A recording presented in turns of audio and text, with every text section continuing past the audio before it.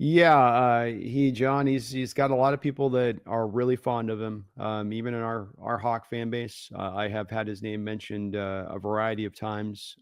It did come up around the last draft as well. I think that he has the viral moments last year at the combine where he throws it 70 yards and people put that thing on replay on Twitter and people go, "Ooh, look at the arm, look at the arm." And then he goes out there this last week and has this game in a game where Buffalo is shut it down. They're not playing for anything. They've got backups in there, and he goes out there and he has a good game. The evaluation is still true of Joe Milton in the first place of this is if Joe's so good, why did he drop down to the sixth round? If Joe with this amazing arm talent, why did all these NFL teams pass on him at that point? Why did the Patriots, who had drafted Drake Maye, not be drafting this guy to have a pathway to being their quarterback in the future when they picked him? To show you how much they were signed up for him as a talent. And this stuff is all indicators, should be indicators to people that have this fondness for Milton. It's telling you something.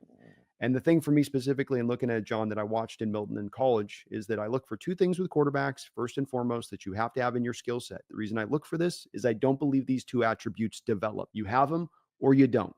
So arm strength, hey, Joe's got that. That's one of my things. The second thing is processing. He has an inability to process in the pocket.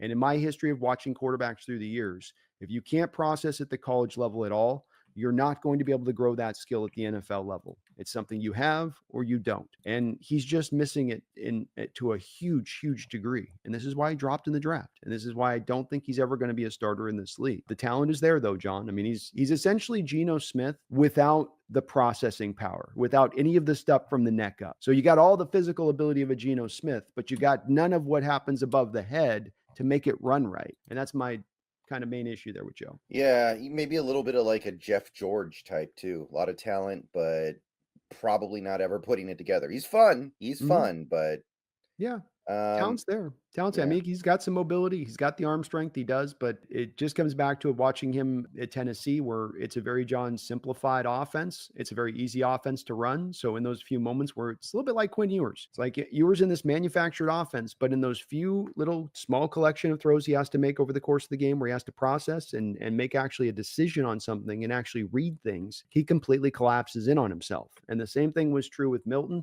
He had a piss poor Senior Bowl as well. I think he threw a couple of interceptions in the actual game on top of during the week, did not look particularly good. And that's just, he is kind of what he is on that.